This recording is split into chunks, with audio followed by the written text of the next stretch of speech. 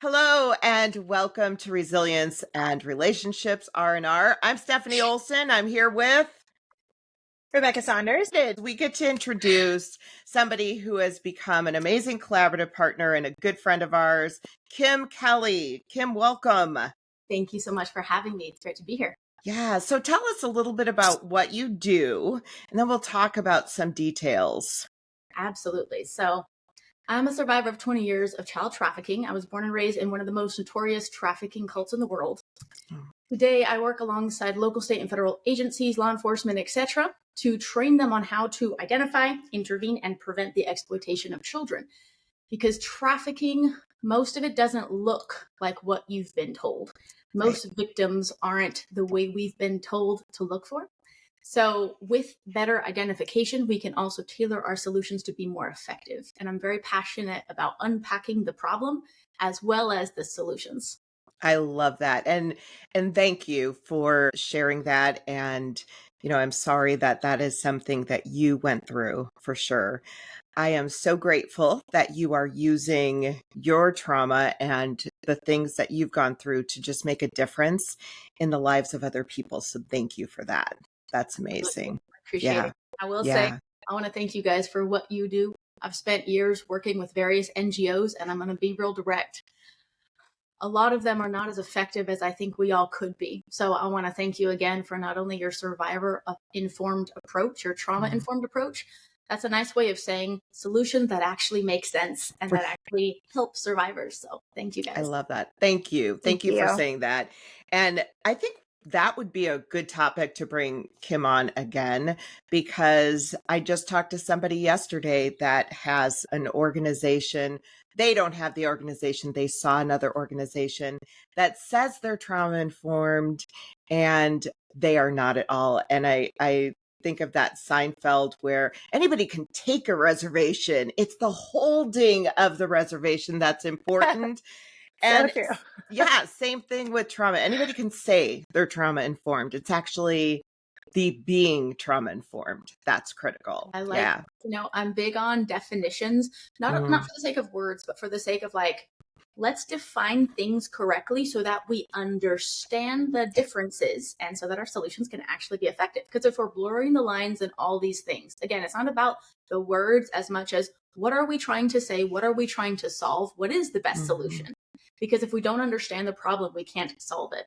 So a lot of times I do a lot of public speaking, education, and training. I train law enforcement. When I'm talking to families and children, my messaging is going to be tailored to them. But, the point remains the same. It's also about, are we targeting the message in a way that's actually effective, in a way that it will actually be received, right? So in understanding these things and in conveying the problems and solutions to different people in different sectors of society, there's information tailored to them that can help them be effective. I'm not going to give the same training to parents and to law enforcement. With parents, I'm all about digital safety. Please don't give the internet unsupervised, unlimited access to your child. Here's how to do it. Here's how to talk to them, prevention. I love the education you guys give, and I'm excited to refer my people to you guys because I love that. That being said, for law enforcement, here's my very long story short. Generally, law enforcement is not given the training they need to be able to identify and be helpful in these situations. That's a huge deficiency. That's a huge gap that we are now filling. And that, in my opinion, is not acceptable. That's something we the people need to know about, again, understand, but also let's help them be effective with solutions that actually make sense. Beyond that, within law enforcement, there's the need for specialized training, because what there is a lot of are charts and data, but there's not a lot of actionable data. There's not a lot of information being tailored to the right departments and the right units in the right way to help them be effective with it. So there's large organizations we all know about that collect a lot of data every year. They're given billions of dollars to collect a lot of data every year. If that's not actionable for law enforcement, we're just making charts pretty. We're not acting on that information. So in the other side of things, I've done a lot of undercover work where I've assisted law enforcement with various investigations and sting operations and all these different things in different states around the USA. I've witnessed many situations with local, state, and federal where multiple agencies were involved. And let's put it this way, I'm volunteering my time because I just really can't see this job not being done. That being said, when we're in the thick of it, often in the heat of the moment when there's real things that we really need to act on correctly, I've seen the deficiencies in training that have led to subpar results, and often the bad guys getting away, the kids not being helped. This is not about tearing anything apart. This is about building things that maybe don't exist or that weren't maybe built correctly. The good news there, like again, I'm very real about problems and solutions, but I'm also here not just to complain. We're here to help solve problems. This can go in many different directions, but like the better the public understands the need for law enforcement training, and that's an understatement for this conversation, we're going to focus on in the realm of combating child exploitation and trafficking, right? Keeping it right there though, there's a lot of people that feel however they feel about law enforcement, and I'm not here to change their mind. I'm here to say, great, let's redirect their efforts towards something we can all agree on, protecting children. Absolutely. Absolutely. I'm pissed off. And believe me, I know a lot of law enforcement officers that are just as pissed off. Let's make sure our solutions are actually effective. That way we can actually solve problems. I love that. I'm going to jump in here really quickly because you talked about definitions. And I think a lot of our audience knows what the definition of human trafficking based on some of our previous podcasts. But in case somebody doesn't, would you define human trafficking and child exploitation for us? Oof, happily. Summarized, of course. Just real disclaimer for your audience, those who don't know me, laughter and, a real dark humor. So that's my chosen form. Kim is fabulous. I'm just going to go right there, say that. You're fabulous. Love it. You fit right in with us. You do. Anyway, okay. I think it's a very healthy chosen form of feeling. That being said, all right, let's first define human trafficking, right? Globally, we know it's this massive problem. Unfortunately, it's not just a far, far away problem. So the sale and exploitation of humans, oversimplified, can happen in many different ways. It happens all over the world. Unfortunately, America is the biggest problem. We're the biggest source and destination for human trafficking in the world. It's estimated to be around $150 billion industry. No one knows the real numbers because criminals generally don't report their things. All right. Narrow that down to the United States of America. Many ways humans can be trafficked. There's labor trafficking, there's sex trafficking, there's various forms of exploitation, organ harvesting, all these different things. Many ways humans can be exploited and that people are profiting from that exploitation. Now, let's narrow that down to child trafficking. There are many different ways children are being trafficked in America. A few years ago, it was confirmed at around $50 billion a year. Recently, it's more at confirmed $74 billion, I believe. Once again, we're barely scratching the tip of the iceberg because traffickers aren't filing taxes and nobody knows the real numbers because most of these instances are not reported. I'm speaking from lived experience on all of these things as well as referencing available data. I want to make a note about data because I'm a data expert. I'm a marketing professional. Data matters very much to me. However, I would like people to research the data on child exploitation and trafficking in America, because if you know what you're looking for, it explains a lot about why this problem is not being solved. There are severe gaps in the data, if we can even call it that. There are a lot of things that are not even being addressed, much less acknowledged, and definitely we're not changing our laws to protect the innocent. It doesn't seem that the system is actually withholding children's best interests in mind when we really unpack these things. And what I mean by that, here's one of many examples, because I'm not here to tell people what to think. I like to help them unpack the logic for themselves. Rhetorical question. Why don't we have a federal agency that is dedicated to combating human trafficking? It's an important question. Great question. And, I think that from what I've seen, just giving presentations and education to the general public, that a lot of people assume that we do. Yeah. And I think that there's this big misconception out there that people are just believing, oh, yes, this is a problem. So law enforcement is receiving mandatory training. We do have people fighting this, and that's just not the case. Oh, and again, I'm summarizing so much here. When I ask people these rhetorical questions, they should be horrified, not because it's not a fear-mongering thing. This knowledge is power if we choose to do something with it, right? So again, we have to acknowledge the problem. But awareness or acknowledgement just means like, hey, my house is on fire. Now you got to put the fire out. Now we got to do something about it. Otherwise, we're just going to burn to the ground, right? So awareness is powerful. Explaining the problem, unpacking the problem. People like me with lived experience, no one can call it a theory to my face, right? However, I'm also here with lived experience to correct the premise, because we haven't even defined child trafficking yet, right? But there's a lot of things we need to understand about this problem in order for our solutions to be effective. All right.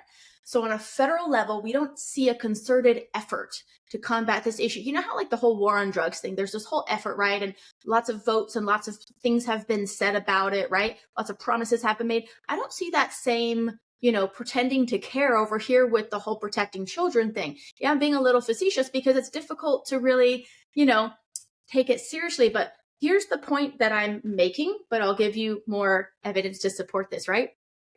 We have two options if we want to be real about this problem. Is it incompetence or is it intentional? Now, either way, it's unacceptable, but I want to give people that logic to unpack.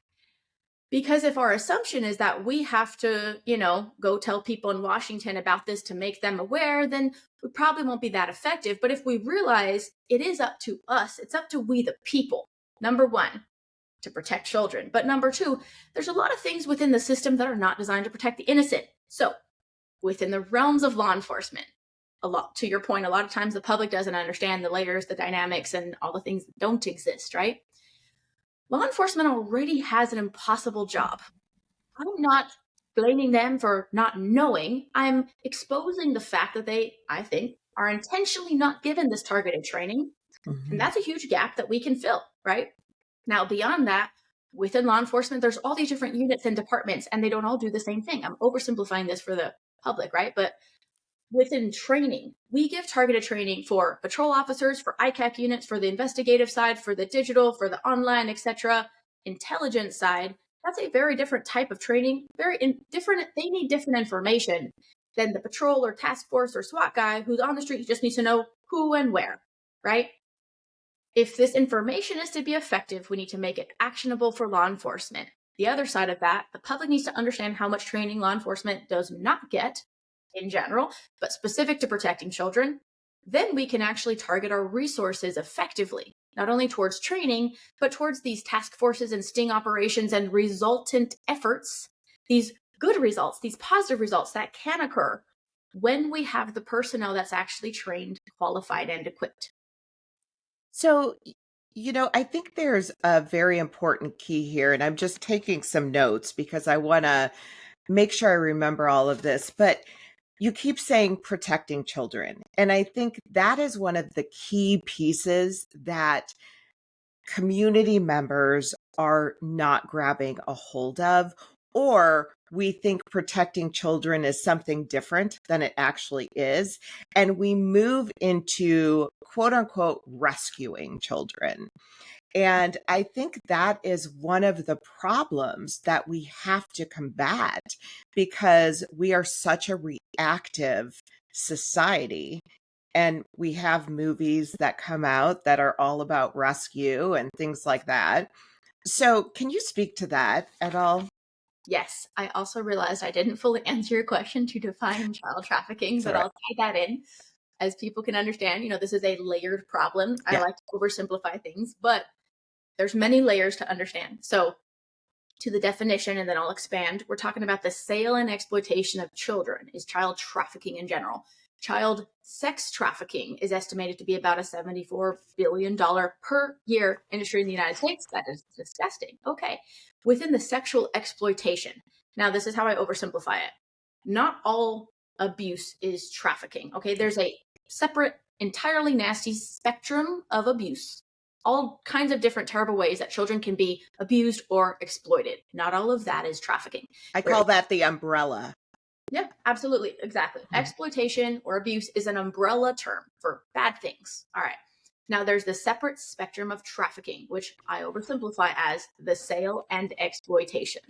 We're talking children in the United States being sex trafficked. That's at least a $74 billion per year industry. The public doesn't see it. We often don't know it exists. There's many complexities about this, but it's not a one-size-fits-all problem. There's not one way it looks. There's not one way it happens. There's not one category or pattern of this. That makes it difficult to identify as well as to combat, right? Now, to your question, there are a lot of people tend to oversimplify things. And on the one hand, I agree with, there's some low-hanging fruit problems that are very solvable that we should address. I'm very focused on combating child sex abuse material. CSAM is a stupid problem. We should not have it. We have solutions that exist. It's just that we have to make them want to implement them. That's me being sarcastic. All right. But to your point, right, when a politician talks about protecting children, sometimes I throw up in my mouth because generally the Band-Aid they're advocating for is not even a helpful solution, or sometimes the wound is not even what they're describing. So there's a lot of, people, it sounds very pretty to talk about protecting children, but what does that really mean? There's a lot of layers of this problem. So there are also symptoms of this problem. If we don't understand the root causes of these problems, we're just going to continue being reactive. So there's many different levels I can break this down into, right? There's the prevention side of things. That involves a lot of parenting, talking to children, communication, a lot of prevention technology, things like monitoring your child's online safety, right? That's a whole other subject. You guys have a lot of education about how to communicate with your children. We on the side of law enforcement, we can't replace the parent, right? If they're allowing their children access to unsafe things, like that's a whole other problem within society. Side note, unfortunately, familial trafficking is the number one most reported type of child trafficking in America. That means families and friends trafficking their children. Unfortunately, that's my lived experience. I was born and raised in this cult. That's the other story. But yes, my parents thought that was God's highest will.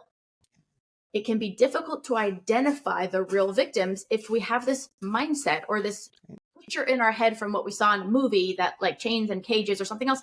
We are not going to identify the victims right in front of us. So there are many. I literally wrote down familial trafficking as you were saying as you said it. Absolutely. Fabulous. It's very horrifying. It's very shocking. Yes, it's very dark. All of this is. Most of the public, they've been fed this narrative that is like big bad guys and somewhere. And it's not that I disagree with you. It's that I want to bring it closer to home for people. Because if we're over here reading things on the internet, but we're not involved with our community, we're going to miss what's happening right in front of us, right? I see the same trend about well-meaning people that are like, I just want to help. I just want to protect children. And to your point, I just want to rescue children. And I'm like, thank you, random stranger on the internet. We can't just go taking kids out. That's called kidnapping. You and I are not qualified to kick down doors. Yes. Detriment. Thank you, but it's not that heroic. You know what I mean? It's a lot more practical and maybe less entertaining in our heads, but talking to children, monitoring children, being involved with who has access to children, right? I challenge everyone to pick 5 kids in their community, within a 5-minute walk of your house. I promise you there are 5 kids who need help. Start there. Protect them. Promise me it won't be them, right? That's how we bring this awareness into action, because knowledge is only power if we choose to do something with it. Oh, I love that. Hallelujah. I think there are so many important keys that you just said there. But I think that what people forget too with the whole rescuing children, kidnapping, I love that. That's not trauma informed. And we absolutely have to remember that if somebody is being trafficked by family members, by somebody they trust, by somebody they love, whether it's family members or neighbor, whomever, this is someone they know and love and trust. And to rip them out of that situation is traumatic, whether it feels right or wrong to us. Yeah. So let's be real. On the civilian side, there's a lot of ways people can make the situation worse if they don't know what they're doing. That's me saying it as nicely as I can and oversimplified, right? Unfortunately, I've talked to a lot of survivors who were trafficked in the United States as children, right? Sometimes people or law enforcement intervened and it made things worse. On the real, it resulted in some people losing their life, okay? The victims. My point is that if we don't understand the problem, we can't solve it. You see how I'm really bringing it, highlighting these points because there's huge importance in handling things correctly. I'm not asking for the perfect words or the perfect response, but I'm letting you know we can make things worse. We can let victims and bad guys get away. We can complicate the problem, meaning adding unnecessary layers of complexity. We can also distance the right people from getting involved when things are not done correctly. Now, I want to back up law enforcement with something here. I see this trend of, YouTubers and even nonprofits and people that are setting up sting ops to get bad guys. And look, I'm with you, my heart and soul, right? I think our communities, long story short, I think our culture should turn into one that is not tolerant of predators. Totally, right? I want predators to know they're being hunted. That's a different story. But when it comes to intervening in these situations, sometimes people who are not trained and qualified can make it worse. It might feel heroic in the moment. You might be very excited, but for the victim, for the process in the court of law, you may not know the aftermath or the impact of what you are doing or not doing. I'm going to share a quick story that it really depicts the power of awareness, but as well as, a lot of complexities we need to understand about a situation. All right. There are 2 reasons I did not suffer worse abuse as a child. I'm the youngest in my sibling lineup, just happened to be. But it's because around the time I was born, there was a series of international raids. This was an international religious cult. We were in almost every country around the world. It started in the late 60s. By now, it was in the early 90s. All right, fast forward. A lot of people had escaped this cult, notified their families or local authorities or whatever. And there was a coordinated series of international raids in 4 different continents around the world.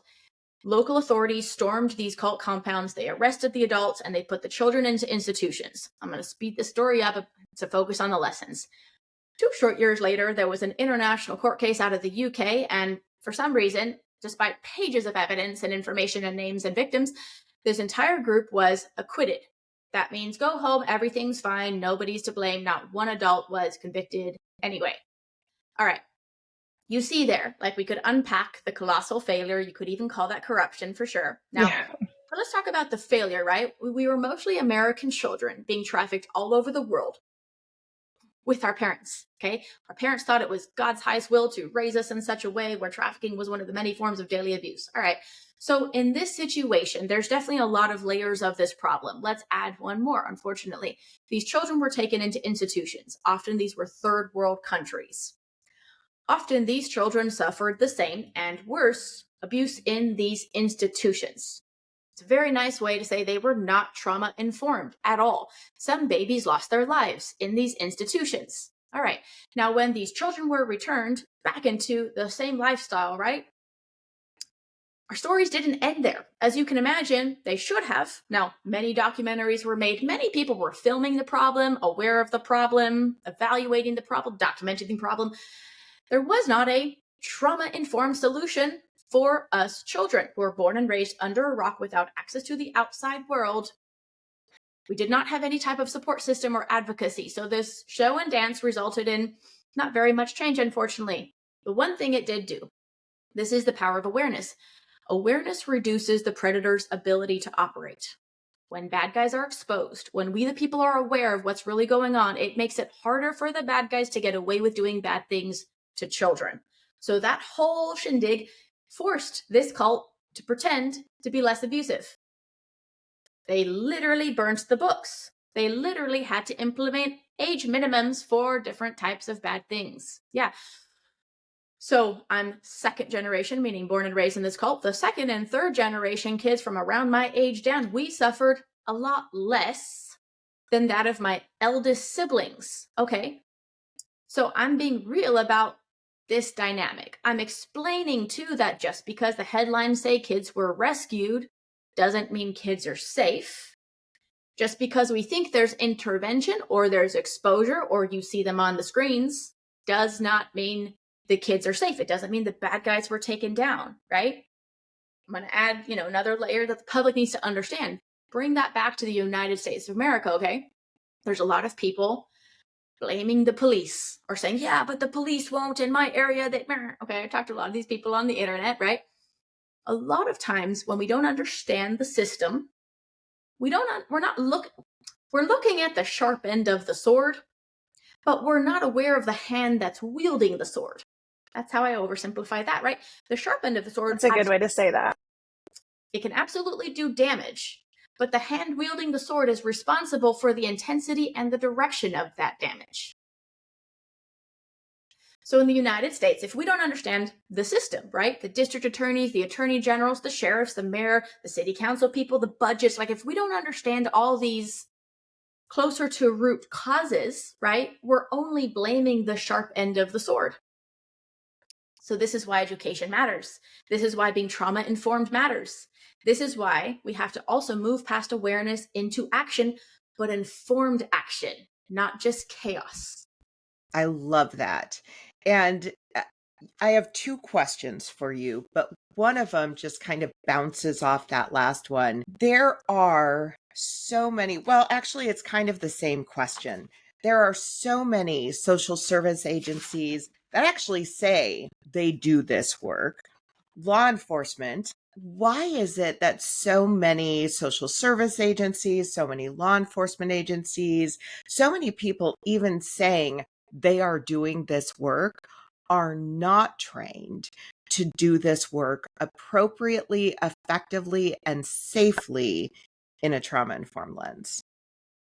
To your answer of why, look, I'm big on why. I think it leads us to a lot of wisdom in everything. When we ask why, I always come back to, is it intentional or is it incompetence? I don't know if there's a third option. I just like to oversimplify things for the sake of clarity. It's okay. So in order for our solutions to be effective, we have to have a correct premise, right? Now, I don't have all the answers to all my questions about this, right? I do believe, oversimplified, we need an informed approach and we can benefit from a collaborative approach, meaning not all of us need to do the same thing, but if we have cohesive communication, meaning we're not duplicating efforts, we're not competing, we are collaborating in a way that actually makes sense, right? I think we can all benefit from that. Now, I'm going to talk more about the NGO world. However, I think this could apply to a lot of different institutions, right? I've seen a lot of people that are simply exploiting the problem. What I mean is collecting millions of dollars in the name of combating trafficking or protecting children, but they're not combating it. Now you could call that intentional or incompetence, but then they're, making a lot of money that's not going to the real victims. So the resources aren't being correctly allocated, right? So in a nutshell, and I think there's a spectrum of intensity here, that's exploiting the problem. I know that's part of the problem, right? Now there's different ways we see that play out. I think that pattern applies to a lot. I think a lot of these solutions are quite logical. To me, they're very intuitive. And when I've presented a lot of these things, let's talk about specifically law enforcement training. These ideas have been well received and they're like, wow, that makes so much sense. That's genius. And I'm like, thank you. I feel like it's just logical. So I think that pattern can apply to a lot of things. But I also think, if we're willing to recognize a lot of this is intentional, that's a big part of the problem. We could say there's a lot of corruption for sure. There's also a lot of outdated models. We see this in law enforcement training where sometimes things don't sometimes things don't change until someone loses their life. And that's all too unfortunate. A lot of data, research, training methods, initiatives are outdated. And again, we're emphasizing the need to be trauma informed because a lot of these things are not considering the survivor's perspective. They're not considering the psychology of what's going on. So as an example of that, if we're looking for the victims to say the right words, and if they don't say the right words, we can't handle them, process them correctly. We can't treat them like a victim. We have to treat them like a criminal. That's not a trauma-informed understanding of what's really happening here, how scripted they are, how controlled they are, how afraid of you they are, how controlling their traffickers are, and all the different other dynamics, right? So the other aspect is that a lot of times, let's be real, these things are quite complex. And when it comes to the aftercare side of things, right, that's not law enforcement's jurisdiction. So there's a huge separation in understanding. And again, in the cohesiveness of how this should work best. A big part of what I do often is when collaborating with different law enforcement agencies, local, state, and federal, also being able to vet the aftercare for this situation. Because there are some situations that are great for when a child comes out of certain type of traumatic events, right?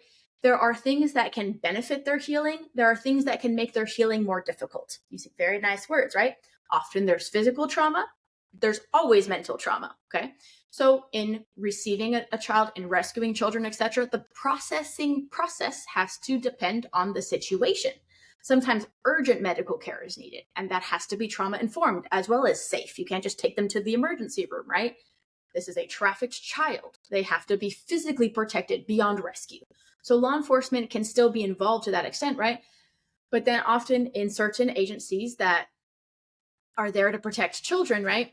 We have outdated processes. We have survivor centers or safe houses that are not truly safe, much less trauma informed. So there's a lot of gaps here in what the public understands and where the resources go, as well as law enforcement's jurisdiction. Again, they are not tasked with aftercare, but sometimes the transfer process, the raid process, the rescue process, sometimes all of that can actually re-traumatize the victim. And that's not always avoidable, but often it is. So I'll give you an example in law enforcement training, an idea I've presented to law enforcement just based on, quite honestly, logic, that I've only heard of 2 detectives having implemented in the past that I didn't know about before, and they've had wild success. Now, we were very excited to find each other because these incredible individuals had, 20, 30 years in law enforcement, had been doing all these things, and basically what they were told to do wasn't working. But what they were doing on their own was working very well. And they were given that permission to hey, okay, keep getting these good results, right? They were trauma informed because, let's be honest, they dug into and understood the problem, at least in their environment, right? So the model I'm talking about, when we, for example, let's say we know we're going after these 3 bad guys, but we bust a room and there's 10 people in it and we don't know who these other 7 people are. So instead of, for context, we're talking about adults. When it's children, they are objectively victims. That's a different situation. When it's adults who tell us they want to be there, they consent to be there, whether they're sex workers or whatever's going on, here's my point. If we're going after traffickers, right, but we're treating sex workers like they're being trafficked or like they're the bad guys or even like they're all victims, often we are overlooking people who could be helpful in not only helping us understand the problem, but the informant model that works very effectively in the drug trafficking world that is generally not being used in the combating human trafficking world, right?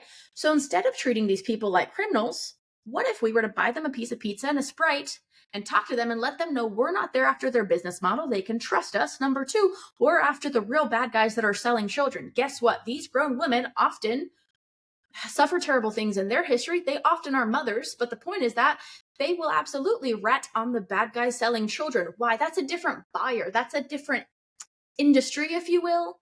There's a lot of overlap. But if we don't understand the nuances and the difference, number 1, we're not able to identify victims, much less help them. And number 2, we're often missing so much about what's really happening in our streets. Because if we think pretty charts and data are going to tell us what's really going on and who's really running things and how, we're going to miss the entire point. 100%. And treating these individuals like human beings. Yeah. Something that sounds so simple, but isn't happening. Mm-hmm. Right? Like most law enforcement is tired of arresting the same people, right? We're going to use the term sex workers as sort of an umbrella, but like pimps and, like the same people that you're going to keep arresting. Like number 1, as a survivor of actual child trafficking, I would like to define the difference between trafficking and sex work for many different reasons. But to your point, right? There's a lot of nuances involved. Some of those people can assist us in targeting the real bad guys and identifying the real victims. Also, if we're assuming all of them are bad, all of them are victims, or all of them something, again, we're failing the real victims. So I'm big on correcting the premise, on defining all these nuances. All right, so I'm big on defining not only these terms, but also the differences so that we can tailor our solutions to be effective. So this is, again, how do we get organizations, and let's just talk NGOs for a minute, because we have talked about this offline and the importance of NGOs understanding all this. How do we get NGOs to recognize that they aren't trauma informed, or that they need to do more research, more study, or at least connect with people who can train them effectively, because I think there is a huge, huge gap in that. And some of that, to your point of incompetence, is this happened to me.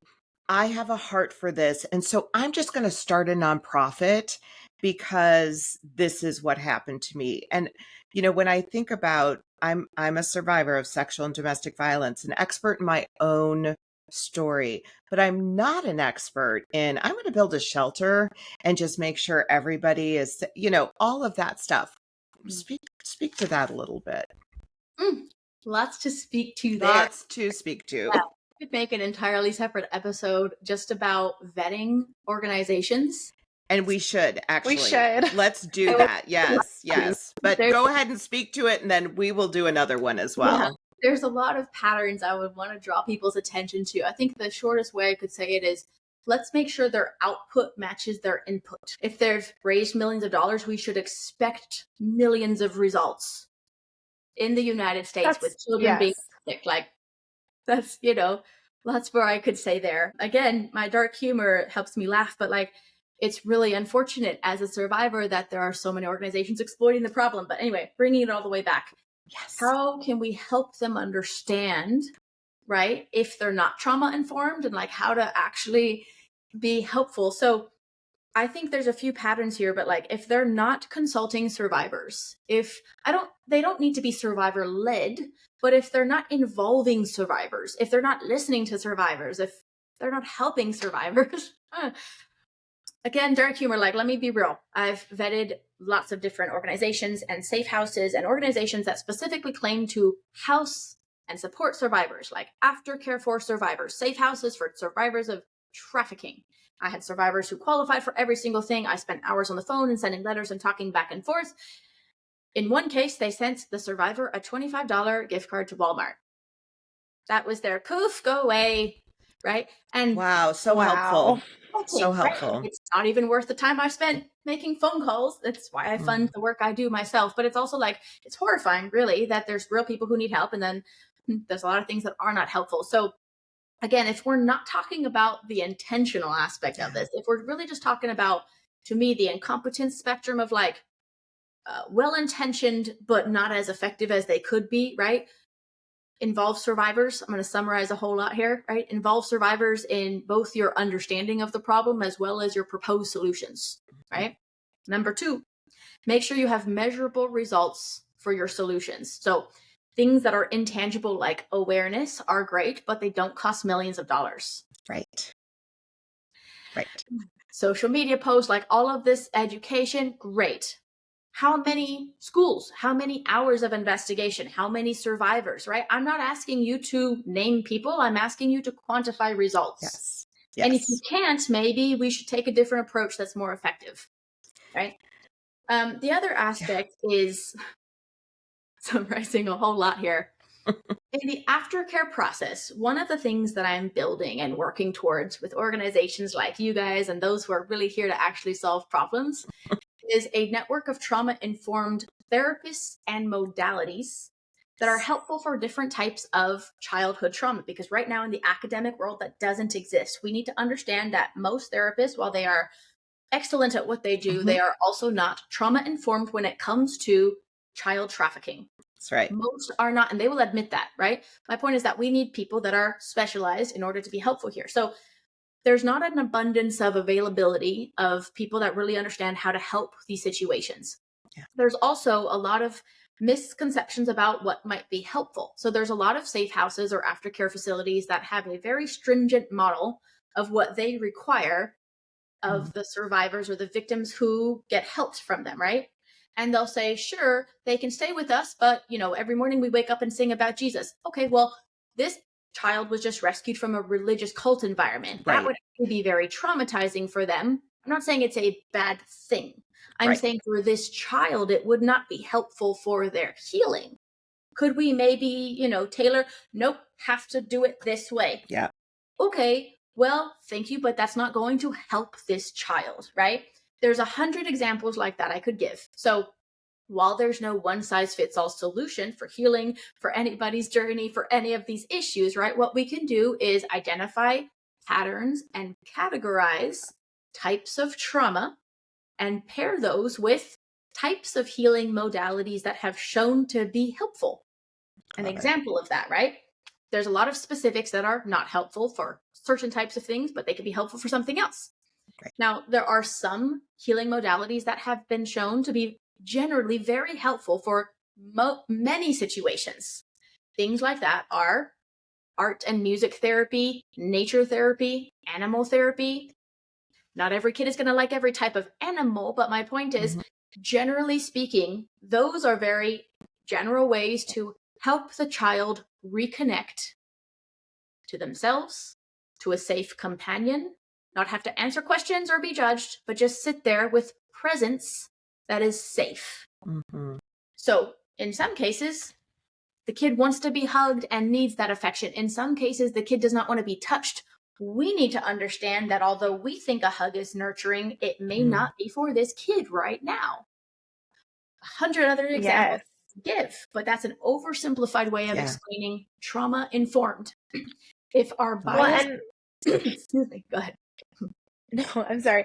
I'm just going to say, I think that's so important what you just said, because I think oftentimes well-meaning people think this is what I would want, so it's what everyone wants. Absolutely. And it's so important to make that distinction of every person has different needs. And if you're truly about helping them heal, you'll focus on what they need. Yes. That. Yes. Absolutely. I love that. And I will say too, to your point, I think ego is a huge piece of this. And when we let ego get in the way of actually helping individuals, we lose, they lose. That, in fact, I saw an organization that wanted to do equine therapy. That's a great idea. I love it. And they were using an organization that actually did equine therapy, knew what they were doing it well.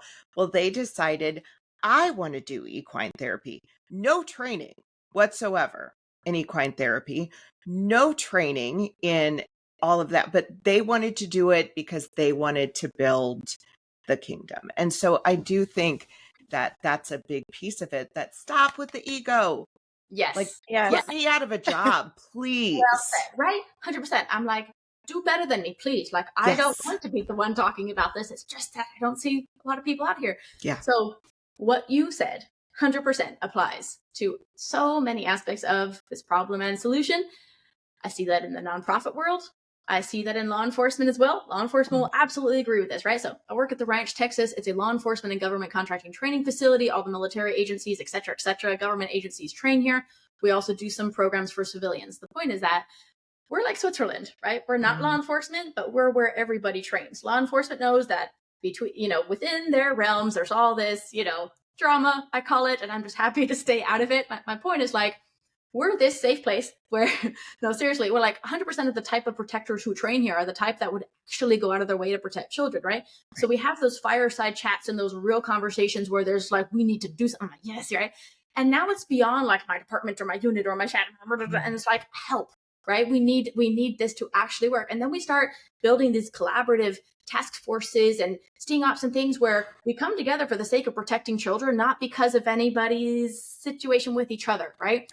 Positive results can happen. The other thing is like, I'm not here to take the credit. If anything, like I'll give all the credit to law enforcement. I just want the outcome, right? We need people that are outcome oriented and not just there to take the credit. Absolutely. That is huge. Yeah. Oh, this is amazing. I'm thinking about all these things like, okay, we need to do a show with Kim so we can talk about this. We need to do a show with Kim so we can talk about this. I mean, it's fantastic. You have so much knowledge and lived experience, but I think beyond that, you are a collaborative person who wants the best for the outcome. And I think that is so important. But at the same time, you're really smart about who you connect with and who you collaborate with. So I think that is everything. Thank you. And likewise. And again, like I keep saying this, but I worked with, I've talked to a lot of organizations. And I used to be a lot more like, let's wait and see what's going to happen. I'm a lot more direct now, not only because like I don't have a lot of bandwidth and time, right? But it's also like, I'd rather know right off the bat if we're like on, what I mean? We don't have to agree and think the same way, but like Right. I start with, hi, how are we defining sex trafficking? Like if you're an anti-trafficking organization, I think I did that with you guys. I was like, hi, my name's Kim. Yeah. Define sex trafficking. Because like, if we're not in the same body of water, then, it's going to take a lot of correcting the premise for us to even, So I really appreciate people that get it, that are willing to understand, that are open to new information, that are open to collaboration, but are also very like outcome oriented with results. So I love the education you guys are putting out, the training. I'd love to support that to help. As you know, like I want to bring you guys in with some of the training programs we're doing at the Ranch, Texas. We have an annual training event that's free to all law enforcement. It's called Police Week. It's every May. And we invite law enforcement from all around the country to come for this 4-day training symposium. And in 2026, this next one, we're going to have anti-trafficking as part of that training symposium. So it's going to be great. That's sort of like a taste of, what we offer and just getting people aware of, hey, this training is available. Here in Texas, it's called TCOL, but we're actually accredited training. So like it counts towards your hours and all those things. We want to not only like spread awareness, but really make it tangible for people. In the world of law enforcement training, I'm getting it funded so that law enforcement doesn't have to pay for it. It's accredited so that it counts towards things. Like we want it to be helpful and practical, targeted. Absolutely. So if y'all can, if you know someone who wants to help, who wants to be a part of this, please reach out. I love that. I love that. My final question for this podcast, we're doing more, but there are definitely more. My final question for this one is, you talked about funding. What I've seen, and to your point, when you've got people who are getting funded millions of dollars to do this work, and the work ends up providing maybe really wonderful and beautiful charts or wonderful comments among whatever it is. I see a lot of people who are funding those organizations, and there's just not a lot of return. And when you look at organizations like your organization, our organization, $1 million would change so much of the world. And so I don't know if you can speak to that at all, but I think that's an important piece of the puzzle. 100%. I'd like to do a separate episode just about vetting organizations and like what we should expect from the input, as far as, some low hanging fruit that if we really were serious about solving problems, here are a few of the things we'd at least expect, but in summary, I've seen a lot of the really pretty nonprofits, and like I'm in marketing. That's actually my professional background. I'm big on messaging and awareness, and I use that expertise in, conveying the problem in a way that helps people care, right? And targeting my message. Like I'm all about making sure your messaging is effective. That being said, there's a lot of large organizations that look very pretty. They have very pretty online presence, etc., very well funded. But again, we don't see a lot of measurable results, or there's a lot of intangible results like awareness and social media views. But are we really actually helping victims that we could be helping with all of that, right? So, as you and I can agree, if we were to get a $1 million sponsorship, I could quantify what we're going to do with that. I'll tell you later what we did with that. I'll brag about what we did with that, in fact, right? My personal opinion, if an organization isn't quantifying and really like, I'm not saying bragging, but promoting the exact measurable output, then I feel like they're not being that transparent. Right now, I encourage people to look at people's 990s. Every 501c3 is supposed to have financial documents called a 990. They're supposed to be publicly available on their website. Now, I want to give people some caution that there's charity rating systems like GuideStar and Charity Navigator and a lot of other ones. And the way that works is you really just have to recategorize the way you spend money, and they'll, rank you higher, but it's nothing to do with the actual use of the money. So there's rating systems that I don't think are necessarily effective. But there's also a lot of intangible promises like awareness or supporting survivors. So before somebody supports one of these organizations, even though they look pretty or say the words you like to hear or relate to you and whatever appeals to you, right? I want to empower you to ask them questions and know that if they were really proud of their results, they would be very specific about them with you, right? We're not asking for names. We're asking them to quantify the impact. So the other way is that if you offer to volunteer, I understand not everyone has the time, right? I encourage people to help however they can. But if the more involved you can get with these organizations, the more you're going to understand about them, the more you'll be able to peer behind the veil of what's said and what's done and how and whether or not there's lasting impact, right? Because I wanted to look, there's organizations making claims that I don't think people would normally question because they're so specific, right? But when you look into it, it's not true. Like taking credit for warrants that were never issued, arrests that were never made, 100% conviction rates that aren't there.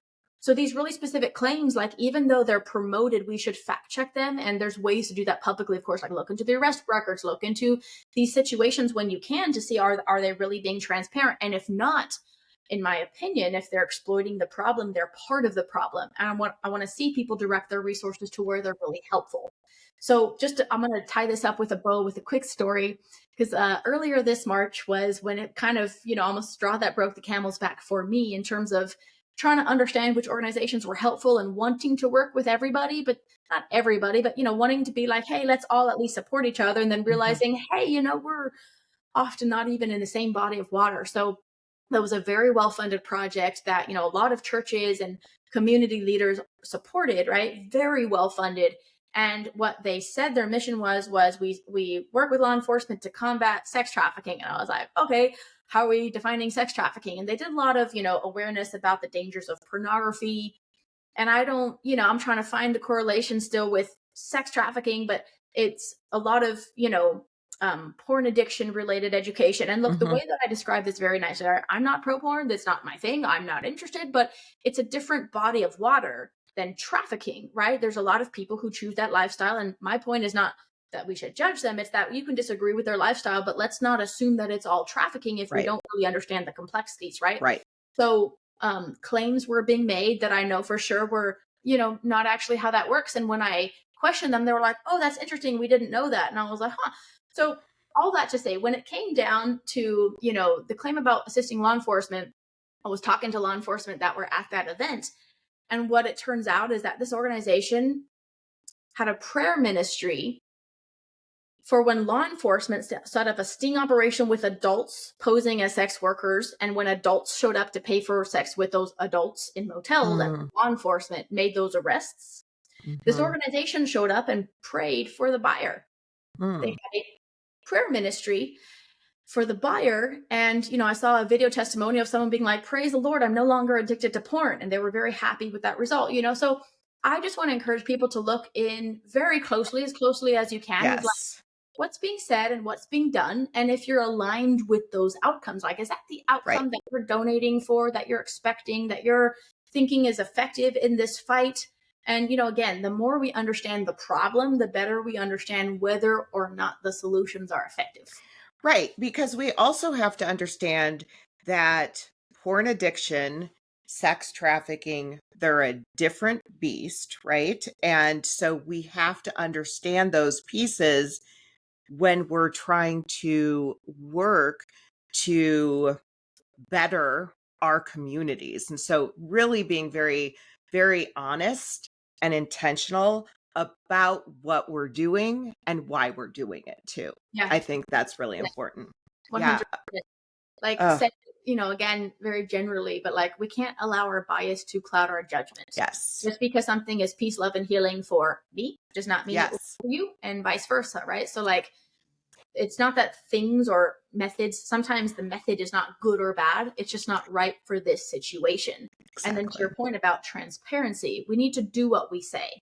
Let's not raise money to combat trafficking, but be, combating porn addictions. Like that's not the same.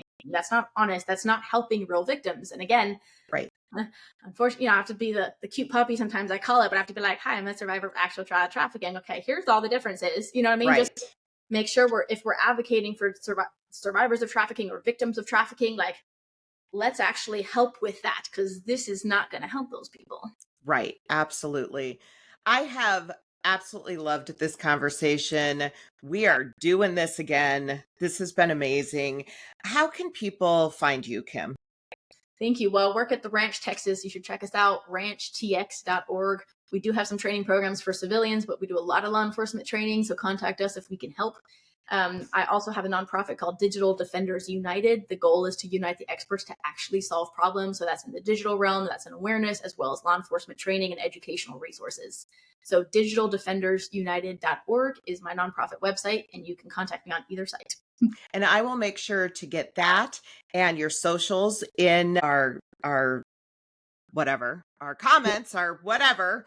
And so people can find you and reach out to you if they have questions or want training, all of those things. But this has been incredible, Kim. We appreciate all the work that you're doing. We are so grateful that we have connected because you are doing amazing things, and I appreciate you very much. Thank you. Likewise. It's really an understatement. I want the public to know, like, again, really highlight the heroes that are really here for the right reasons. So thank you guys for the work that you do, and I'm excited to continue supporting it. Yes, thank you. And we are so glad you joined us. See us next time. Get some R&R until then. Bye.